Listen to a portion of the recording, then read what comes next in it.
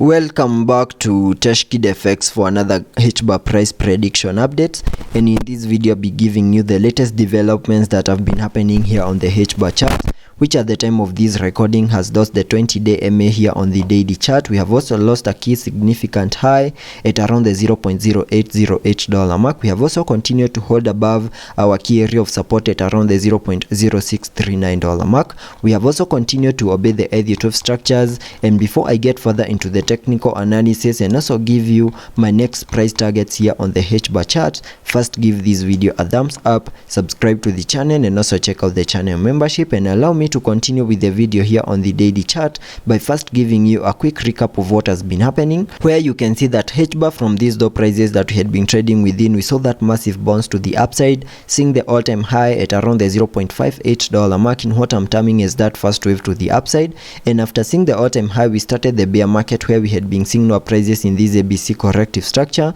in a move that gave us a low at around the $0.0356 mark, and also completed the formation of that larger Elliott wave count 2. And after seeing the formation of a larger Elliott wave count 2, whatever we expect next on the long-term scenarios is that bounce to the upside in the formation of this wave 3, where I have minimum target areas at the fib level 1.618, and that is at around the $0.9768 mark, and that is the minimum that I'm expecting Hbar to do on the long-term scenarios. And jumping to the 4-hour chart for further analysis and also give you the short-term scenarios that I'm expecting to play out, you can see that Hbar, after seeing its lower low down there, we started that massive bounce to the upside, obeying the Elliott wave structures, where you can see that I have this Elliott wave structure in yellow, having that as the first wave, then a wave 2, a wave 3, giving us a peak at around the $0.0808 mark. Then we retest in the formation of that wave 4, fully maximizing our target area. Then we saw this bounce to the upside, giving us a peak at around the $0.996 mark in what I'm terming as the formation of that wave 5.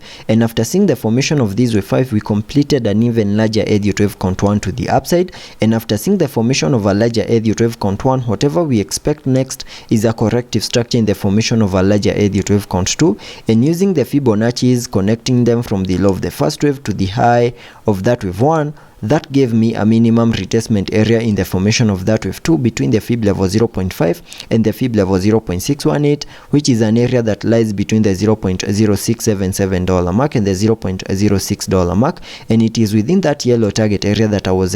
I'm expecting to see the low for this higher Elliott wave count 2. And having lost the 20-day MA here on the 4-hour chart, and also losing our significant high at around the $0.08 mark, then there are chances of continuing to see this pullback until we fully maximize our target area in the formation of this wave 2. But that doesn't mean that we cannot see any short-term bullish movement. There are also chances of seeing short-term bullish movement, but I won't have any confidence in any push to the upper side unless we fully maximize our formation of this wave 2 down here. And in case we continue seeing higher prices continue gearing up and also see a break above the 20-day MA, then that could be a move that could trigger us and also see a break above the significant high at around the $0.08 mark. And in case such a move plays out, then we need to be very cautious, because that could be just a bit of a fake out to the upper side before we continue seeing our breakdown to fully maximize the formation of this wave 2.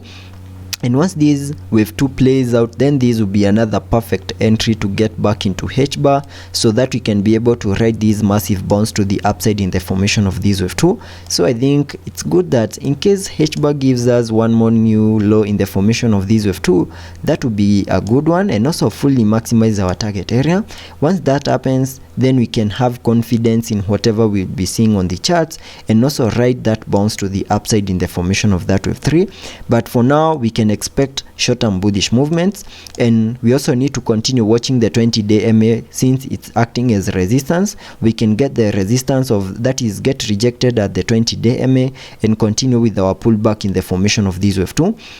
And that is what I'm expecting here on the short-term scenarios and also on the long-term scenarios. And if I also take a look at the indicators on the RSI, we are trading at around the 40 mark, meaning we have massive room for us to fully support lower prices in the formation of this wave 2, and also any short-term bullish movements will still be supported on the RSI. Also taking a look at the MACD, we have been able to print a bearish cross, fully supporting lower prices in the formation of that wave 2. So let's be patient and see how that plays out, and I'll be keeping you updated.